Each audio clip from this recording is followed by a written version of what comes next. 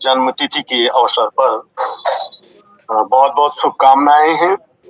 और ये अच्छा हुआ कि आप लोगों को इस बात का स्मरण हो आया और इस बात पर हम थोड़ा चर्चा कर रहे हैं कि महर्षि की जो वास्तविक जन्मतिथि है वो 20 सितंबर 1825 है। ये जन्म तिथियों को जानने के सब ही प्रमाणों से सिद्ध है, एक या दो नहीं, जितने भी हम कर सकते हैं, जितनी हमारी सामर्थ्य के अंतर्गत है। लेकिन जो सबसे बड़ी बात है वो आप उस पर अपना ध्यान केंद्रित करें, अपनी आस्था को भी केंद्रित करें। आस्था शब्द में इसलिए बोल रहा हूं कि ये जो जन्म तिथि हम ले रहे हैं या ये जो बात मैं कर रहा हूं, ये महर्षि दयानंद सरस्वती जी के अपने हस्ताक्षरों से प्रमाणित जन्म चरित्र से लिया गया है। अब आप समझ लीजिए कि महर्षि जी अपने जन्म चरित्र को लिखे हों या लिखवाए हों, जो भी है, लेकिन अगर इसके अंतिम पृष्ठ को दिखाइए, स्वामी जी के हस्ताक्षर दिखाइए सबको, तो आप देखेंगे कि स्वामी जी के ये हस्ताक्षर हैं। ये स्वामी जी के अपने हाथ से किए हुए हस्ताक्षर हैं इस जन्म चरित्र पर। और इसका पहला पृष्ठ दिखाइए, तो इसके प्रथम पृष्ठ पर स्वामी जी कह रहे हैं कि मैं स्वामी दयानंद सरस्वती संक्षेप से अपना जन्म चरित्र लिखता हूं। संवत 1881 के वर्ष में मेरा जन्म दक्षिण गुजरात प्रांत देश काठियावाड़ का मझोकठा देश मोरवी राज्य है। महानुभाव, स्वामी जी लिख रहे हैं कि मेरा जन्म, इसमें दो बातें बड़ी बहुत ही महत्व की है। पहली बात कि मेरा जन्म गुजरात मोरबी का है, और ये लिखी जा रही है बात 1926 में, जब स्वामी जी 1903 में घर से निकल चुके थे। 21वें वर्ष के पूरा होने के बाद, ये भी अगले प्रश्न में हम अभी आएंगे, क्योंकि आप लोग तथ्यों और बिल्कुल क्रम पूर्वक बातों को समझिए कि मेरा जन्म काठियावाड़ के मोरबी प्रदेश में, मोरबी राज्य में हुआ। इसका हम ये आशय ले सकते हैं कि मोरबी का या गुजरात का पंचांग हमको लेना चाहिए, अकाट्य सत्य है। पहले के भारत में वैसे भी बहुत क्षेत्रीय स्तर पर पंचांग प्रकाशित होते थे, और यही कारण है कि जब भारत सरकार ने 1952 में पंचांग सुधार समिति का गठन किया, तो उस पंचांग सुधार समिति ने एक पत्र जारी करके संपूर्ण भारतवर्ष के पंचांगकारों को लिखा कि आप अपने अपने क्षेत्र के पंचांग भेजिए, क्योंकि पंचांगों का एकीकरण का हिसाब नहीं था उस समय। इस प्रकार से पंचांग सुधार समिति ने 60 पंचांग एकत्र किए। वो हमारा विषय नहीं है। विषय ये है कि सारे भारत में वैसे ही पंचांग अलग अलग थे, परंतु जो बॉम्बे प्रांत था, जिसका गुजरात एक हिस्सा रहा है, बॉम्बे रेजिडेंसी या प्रेसिडेंसी क्या है वो शब्द, वहां जो है कार्तिकीय संवत चलता रहा है, और आज भी आज यानी 1 सितंबर 2025 तक भी कोई परिवर्तन नहीं हुआ है।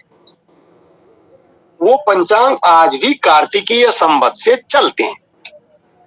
आप लोगों को एक बात और ये जानने की बहुत जरूरी है कि कार्तिकीय संवत या चैत्रीय संवत, चैत्रीय माने चैत्र को साल का शुरू मानते हुए, और कार्तिकीय का अर्थ हुआ कार्तिक को वर्ष का या साल का शुरू मानते हुए।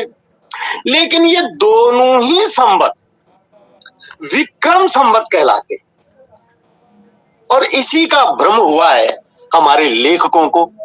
इस भ्रम में सबसे बड़ी गलती मैं मानता हूं कि हमारे गुजरात के विद्वानों से हुई है, और उनसे हुई है कह रहा हूं मैं, उन्होंने की है ऐसा नहीं कह रहा हूं मैं, उनके ऊपर कर्तापन नहीं ला रहा हूं, क्योंकि गलती उन्होंने की नहीं है, पर गलती उनसे हुई है। सब जगह बातें हो रही हैं, चैत्रीय विक्रम संवत से महर्षि की जन्म तिथि का निर्धारण हो रहा है, और किसी भी हमारे गुजराती महानुभाव को यह संज्ञान नहीं हो पाया कि जिस महर्षि का जन्म 1825 में हुआ हो गुजरात में, और वो 21 साल तक, जब कितना बड़ा होता है 21 साल का आदमी, और इस 21 सालों तक उनके पिताजी, वो तो एक बहुत उच्च घर था और शैव ब्राह्मणों का घर था, और जन्मपत्री और ये तमाम चीजें उनके लिए, वो तो उनका संस्कार था, उनके कुलाचार था उनका। आप बताइए कैसे उनसे भूल हो सकती है, उनके पिताजी से या स्वामी दयानंद सरस्वती जी से कैसे भूल हो सकती है कि वो गुजरात में पैदा हुए हों और अपनी जन्मतिथि को जो है उत्तर भारत की जन्मतिथि से मना रहे हों। आप हो, मैं हूं, या संसार का कोई भी हो, जहां जन्म होता है वहां की जन्मतिथि उसके हिसाब से अभिलेख में आ जाती है, रिकॉर्ड में आ जाती है, और वो व्यक्ति जिंदगी में कहीं भी घूमे, कहीं भी रहे, वो जन्म तिथि का वही वाचन करता है जो उसकी जन्म तिथि का अभिलेख हो चुका है। बहुत साधारण सी बात है समझने की। अब जब महर्षि ये कह चुके हैं कि मेरा जन्म यहां हुआ है, और 1825 की बात है, ये 2025 की तो बात है नहीं। आज 2025 में तो 50 तरीके से आदमी अपनी जन्म पत्रियां बना लेगा, 50 तरीके से बातें कर लेगा, कहीं कुछ जरूरत हो रही तो वहां कुछ कर लेगा, अगर कहीं पर जरूरत पड़ रही है 2 साल घटाने की तो घटा लेगा। बड़ा जागृत जमाना हो गया है, सुविधाएं हो गई हैं, अब सारी चीजें ऑन हैंड हो गई हैं। लेकिन 1825 की स्थिति को देखिए आप। मैं तो ये कहने जा रहा हूं आप सबके सामने कि 1825 के गुजराती विद्वानों को भी, सामान्य जनता की तो बात ही छोड़िए, गुजराती बड़े बड़े विद्वानों को भी ऐसा नहीं संज्ञान रहा होगा कि मैं कहीं पर उत्तर भारत की तिथि के अनुसार कुछ वाचन करूं।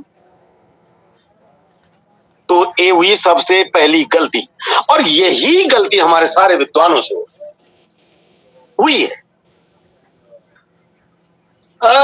भारत सरकार ने जो जन्म तिथि ली है, अब मैं इतनी बड़ी वो तो हो नहीं कि मैं भारत सरकार को कुछ कह सकूं, लेकिन जहां भी कहूंगा बात को भारत सरकार के नाम से कह सकता हूं कि भारत सरकार ने जन्म तिथि को 1824 लिया है, 12 फरवरी 1824, और 1824 में समूचे भारतवर्ष में कहीं भी संवत 1881 नहीं है। हाँ, आप आज गूगल में भी आप लीजिए और पूछिए गूगल से, वो आपको 1824 और वही 12 फरवरी बताएगा, 12 फरवरी 1824 बताएगा। हाँ, मैंने अपने प्रयासों से चैट जीपीटी पर 20 सितंबर 1825 का अंकन करा दिया है। और अब चैट जीपीटी के किसी भी साधन से आप पूछेंगे तो वो आपको 20 सितंबर 1825 की जन्मतिथि बताएगा। एक बात। अब अगली बात ये है कि शिवरात्रि आई, ये पेज नंबर 1 ही है इस अभिलेख का, इस लेख का, स्वामी जी के।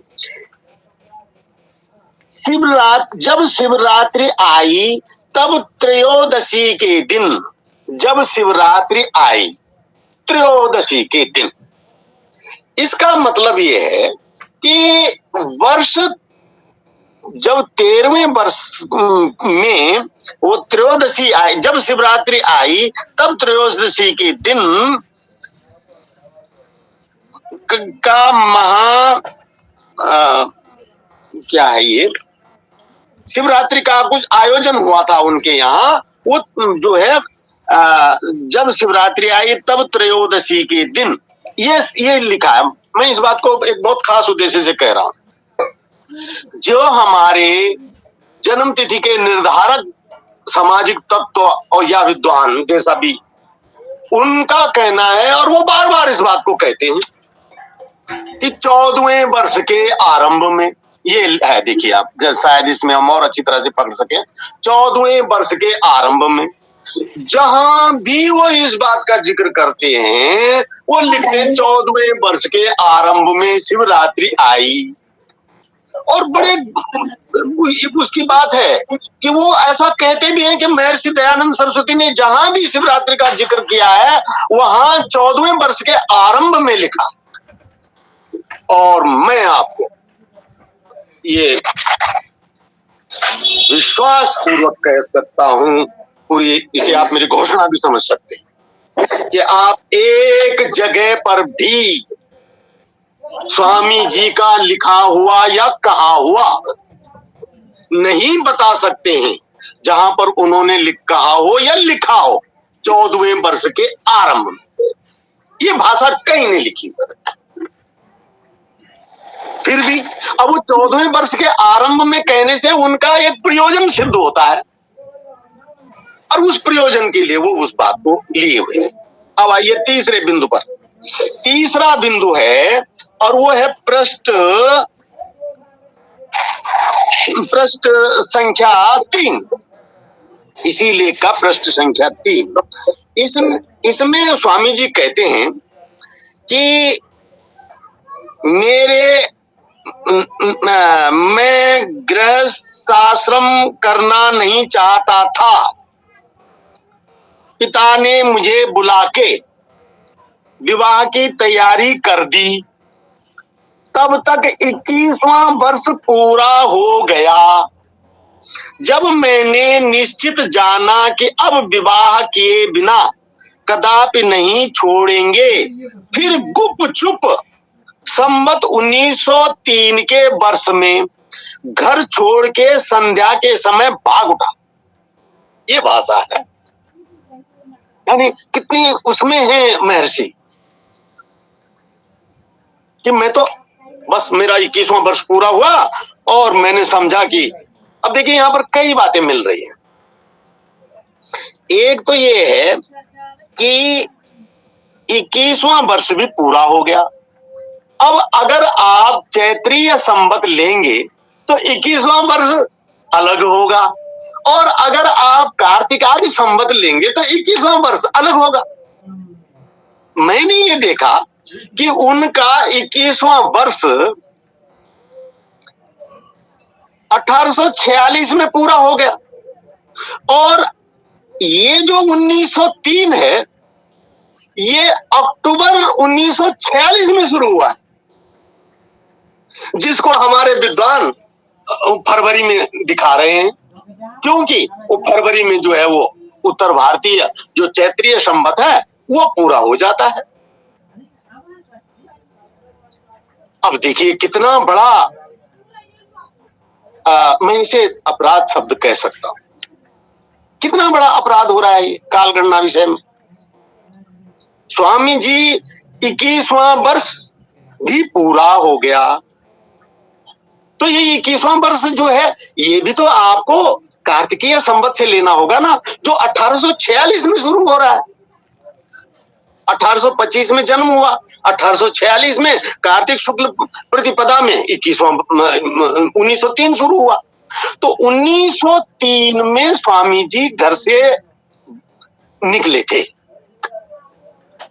जब 1903 में निकले थे तो इसका मतलब ये है कि अधिक से अधिक सितंबर और अक्टूबर का उनका जन्म हो सकता है। महानुभाव, ये विषय इतना है कि मैं इस पर ना कम से कम आपको घंटों भर बोल सकता हूं, क्योंकि बहुत सारी परतें हैं। लेकिन मैं यहां थोड़े से समय में मैं जितनी आपको चीजें खोल सकता हूं वो सब खोल रहा हूं। स्वामी जी अपने हाथ से 1903 लिखे हैं। 1903 में घर छोड़ा और 1903 में 21वां वर्ष पूरा हो जाना चाहिए। और ये तिथि 20 सितंबर 1825 को निर्धारित करती है। एक और बात कि स्वामी जी की जो पत्रिका प्राप्त हुई है, बहुत सारे लोगों का मानना है कि नहीं नहीं नहीं, वो पत्रिका तो ऐसी ही थी, पत्रिका तो उसका कोई वो नहीं है। और ऐसा नहीं है। वो पत्रिका भी कुछ विद्वानों के, जैसे ज्वालादत्त जी और श्री कृष्ण शर्मा ने भी उस पत्रिका का जिक्र किया है। पत्रिका एक ऐसा विषय है जो कोई कहे और हम मान लें ऐसे ही, ऐसा हो सकता है क्या? आप लोगों को हम ज्योतिष पर कई वक्तव्य दे चुके हैं और आपको याद होगा हमने आपको एक बहुत अच्छे से अपनी तरफ से अच्छे से ये बात रखने की कोशिश की है कि जन्म तिथि का संबंध, जन्म पत्रिका की सारी स्थितियों का संबंध आपकी जन्म तिथि से होता है। ये गणितीय अर्थ है ज्योतिष का। कहां सूर्य लिखा है, कहां चंद्रमा लिखा है, कहां बृहस्पति लिखा है। तो अब इसमें अगर कोई नकल से करना चाहे तो एक दो बातों को वो अपनी तरफ से नकल कर भी सकता है, बिगाड़ भी सकता है। उन्हें पता लगा कि चंद्रमा को कहीं दिखा दिया, लेकिन अब यहां नहीं दिखा सकता, क्योंकि उनके बारे में मूले नासो, मूल में उनका जन्म हुआ था। अब चंद्रमा को कहीं भी दिखा दोगे आप तो उसे मूल नक्षत्र गड़बड़ हो जाएगा, चोरी पकड़ में आ जाएगी। महर्षि का जन्म कब हुआ आपका सूर्य बता देगा कि जन्म कब हुआ। महर्षि की जन्म, उस जन्म कुंडली में सूर्य जो है वो कन्या राशि में दिखाया गया है। और आपको पता है कि कन्या राशि यानी सौर आश्विन लग चुका था और सौर महीनों में और चांद्र महीनों में अंतर होता है। आप अभी हमारे वैदिक पंचांग में भी देखेंगे आप तो आश्विन लगने के भी कुछ दिन जो है वो भाद्रपद का महीना चला जाता है। चांद्र महीनों में और सौर महीनों में ठीक ठीक सामने नहीं होता, बिल्कुल डेट बाय डेट का सामने नहीं होता। और ये विषय भी हम आप लोगों को बहुत स्पष्ट किए हुए हैं, क्योंकि चांद्र वर्ष और सौर वर्ष में 11 दिन का फर्क होता है। इस साल अगर 11 दिन का अंतर है, अगले साल 22 दिन का हो जाएगा अंतर, और अगले साल 33 दिन का हो जाएगा। लेकिन जब 33 दिन हो जाएंगे तो एक चांद्र महीना पूरा निकाल लिया जाएगा, घोषित कर दिया जाएगा, और बाकी बचे तो 4 दिन रह जाएंगे। फिर 4 से अगले साल 15, 15 से अगले साल 26, इस तरह से तो अधिक से अधिक 28-29 दिन का भी अंतर हो सकता है। बहुत बड़ी खास बात यह है कि जो शनि ग्रह है ये चाबी है महर्षि की जन्म तिथि को जानने की, कि जो जब महर्षि की जन्म तिथि जी का मैंने पेज भेजा है आपको, उसको अगर दिखा सको तो ठीक है, वो महर्षि की जन्म कुंडली जी का। तो मैंने रोजड़ के ज्योतिष शिविर में एक यही विषय लिया था कि जन्म पत्री से महर्षि की तिथि का निर्धारण, और वो निर्धारण था उन ग्रहों के आकलन के हिसाब से। तो अब आपको मैं एक ऐसी बात कहने जा रहा हूं जिस पर कि किसी तरह का शक संदेह हो ही नहीं सकता, कोई चाहे तो भी नहीं कर सकता। और वो क्या है कि महर्षि की जो जन्म तिथि है उसमें शनि जो है वो मिथुन में दिखा रखा है। इस कुंडली में आप देखेंगे शनि मिथुन में है। और अच्छी बात यह है क्योंकि अगर कोई कुंडली को बदलना भी चाहेगा ना तो आप इन ग्रहों के सामने से 2 मिनट नहीं तो 5 मिनट में बता देंगे कि ये कुंडली का कोई अर्थ ही नहीं है और या ये कुंडली सार्थक है। तो शनि जो है वो स्वामी जी का मिथुन राशि में, और आप ध्यान से नोट कर लीजिएगा अपने पास इस बात को कि शनि मिथुन राशि में 11 सितंबर 1825 को प्रविष्ट हुआ है। क्या कहा मैंने, एक बार फिर से सुन लीजिए। 11 सितंबर 1825 को शनि मिथुन राशि में आया है। गोचर प्रविष्टि बोलते हैं इसको ज्योतिष की भाषा में। शनि की गोचर प्रविष्टि हुई है मिथुन राशि में 11 सितंबर को, यानी 11 सितंबर से पहले की महर्षि की जन्म तिथि हो ही नहीं सकती, ये शनि ग्रह का कहना है। 11 सितंबर के बाद की ही हो सकती है। अगर 11 सितंबर से पहले की होती तो वहां शनि, यानी जैसे जो जन्म तिथि ले रहे हैं 12 फरवरी को 1825 को ले रहे हैं, 12 फरवरी 1825 में शनि मिथुन में हो ही नहीं सकता। और आप शनि मिथुन में दिखा रहे हो, उनकी जितनी भी कुंडली है सब में शनि मिथुन में है। ये मजे की बात है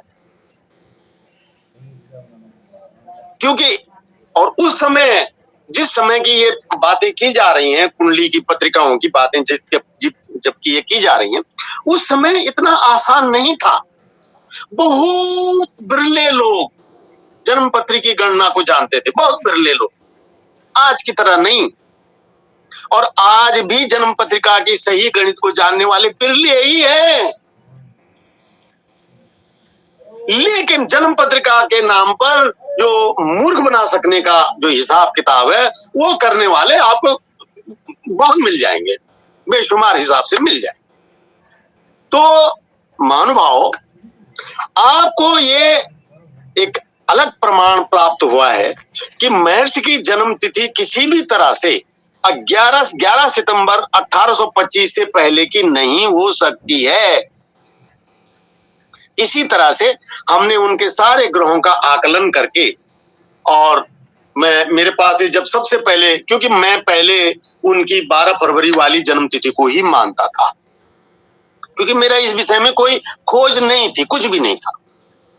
लेकिन हुआ क्या था कि शायद बहुत पहली बात है, संवत 1942 की बात है, आज से 42 और 5 47 5 साल पहले की।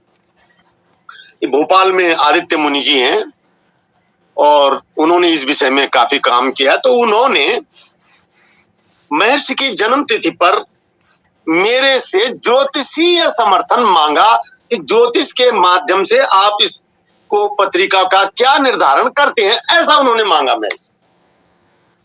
और यही उन्होंने एक दिल्ली के किसी और ज्योतिषी को, पर वो ज्योतिषी निरयन या पारंपरिक ज्योतिषी थे, और मैं जैसा हूं वो सब आप जानते हैं, अपने बारे में कुछ कहने का कोई अर्थ नहीं है।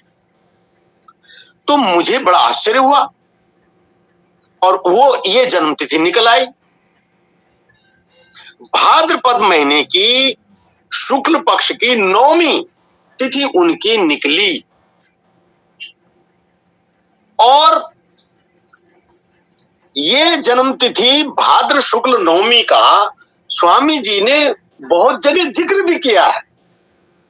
उदाहरण के लिए आप ऋग्वेदादि भाष्य भूमिका देखिए, वहां पर उन्होंने लिखा है कि मैं भाद्रपद महीने के शुक्ल पक्ष की स्थिति को जगह जगह लिखा उन्होंने इस बात को, 2-3 जगह का सत्यार्थ प्रकाश में भी ये बात आई है और एक और जगह भी उनकी ये बात कही गई है कि उन्होंने जो है भाद्र, अब मनुष्य का एक मनोवैज्ञानिक होता है, उन्होंने कहीं पर अपनी जन्म तिथि का उस ढंग से जिक्र नहीं किया है, लेकिन ऐसा उन्होंने 3-4 जगह किया है कि जब भाद्रपद महीने के शुक्ल पक्ष की नवमी को, जैसे उदाहरण के लिए ये जो उन्होंने कर्नल अलकाट को जो 26 अगस्त 1879 को अपने लेख लिखवाकर उन्होंने, ये था संवत 1936 में और 26 अगस्त 1879 का दिन था, तो उन्होंने ये लेख लिख करके भेजा। उस दिन भी भाद्र शुक्ल पक्ष ही था और संयोग की बात यह है कि उस दिन भाद्र शुक्ल नवमी भी थी। ये ऊपर इसमें लिखा है मैंने, ये यहाँ पर आप देखिएगा, उस दिन भाद्र शुक्ल नवमी भी थी।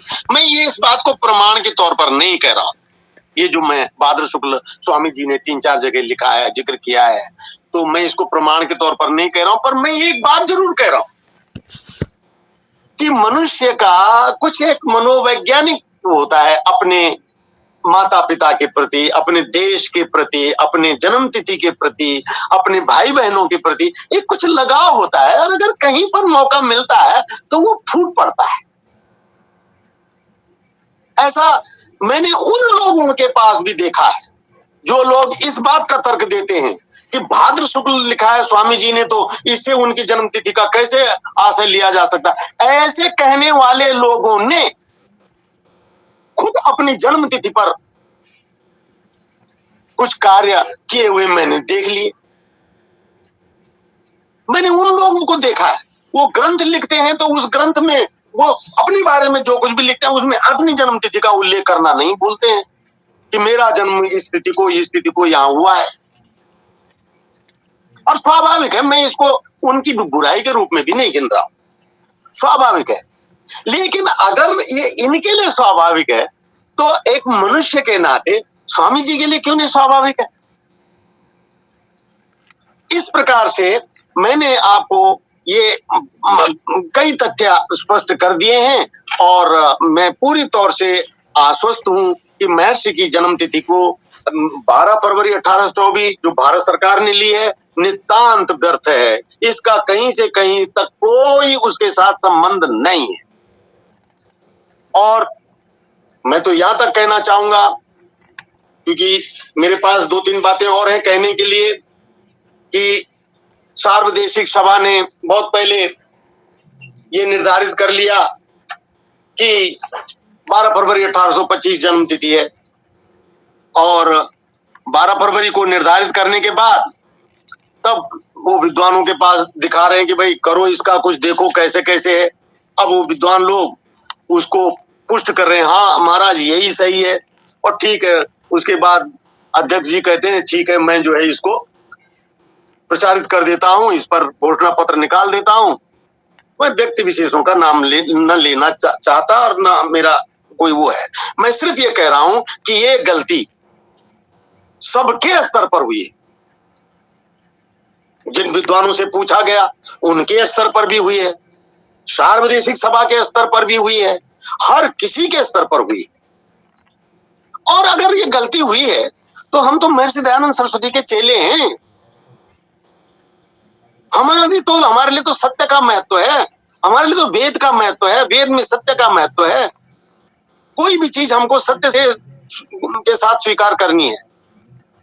इस पर क्यों नहीं निर्णय लिया जाए, क्यों नहीं इस बात पर वो किया जाए कि महर्षि की जन्म तिथि को हम क्यों गलत मना रहे हैं। ये हमारे लिए अच्छा वो नहीं है, और इसका निर्णय किया जाना, निर्णय हो चुका है, इसको स्वीकार किया जाना चाहिए।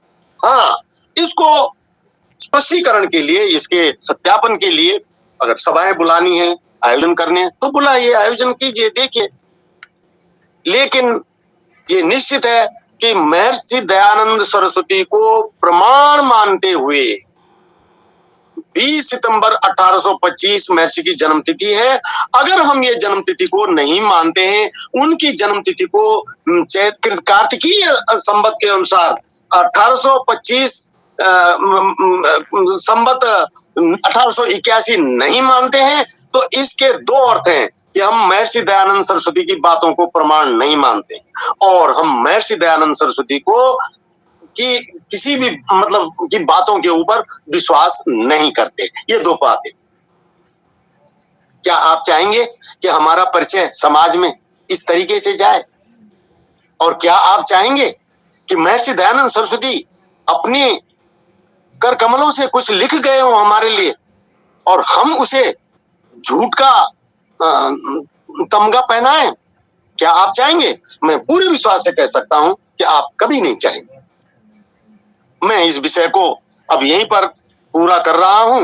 अगर आपको कुछ पूछना हो तो आप इसमें पूछ सकते हैं, लेकिन महर्षि जी का जन्म दिवस 20 सितंबर 1825 ये है और ये भाद्र शुक्ल नवमी संवत 1881 और ये संवत 1881 जो है कार्तिकीय संवत के अनुसार है और यही हमने अपने पंचांग में दर्शाया है। तो आप सबको भी इस बात को स्वीकार करना चाहिए, पूरी तौर से स्वीकार करने लायक बात है ये। और इसके साथ ही वो तिथि आज है।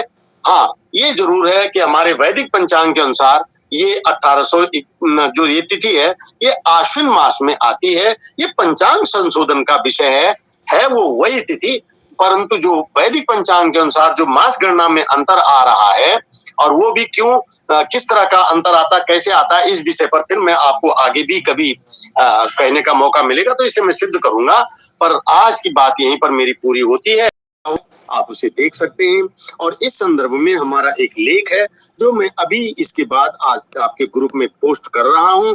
आपसे निवेदन भी करूंगा, कृपया उस लेख को पढ़ लीजिएगा और आज के बाद संकल्प ले लीजिएगा कि हम महर्षि दयानंद सरस्वती की जन्म तिथि को किसी भी स्थिति में 20 सितंबर 1825 के हिसाब से यानी आश्विन शुक्ल नवमी वैदिक पंचांग के हिसाब से इसी दिन मनाएंगे, इसकी अन्यथा तिथियों में नहीं मनाएंगे।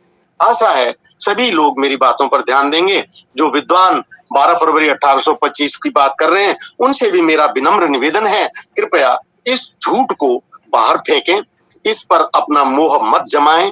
और मैं सार्वदेशिक सभा के विद्वानों से भी अनुरोध करना चाहूंगा कि कृपया इस बात पर पूरी तौर से पूरी गंभीरता के साथ विचार करें और इसको स्वीकारें। सत्य को जब पता लग जाए तब स्वीकार करना है, जब सत्य हम असत्य का जब पता लग जाए तब उसे छोड़ना है। ये हमारा संस्कार है, ये हमें स्वामी दयानंद सरस्वती की शिक्षा है। ओम शम।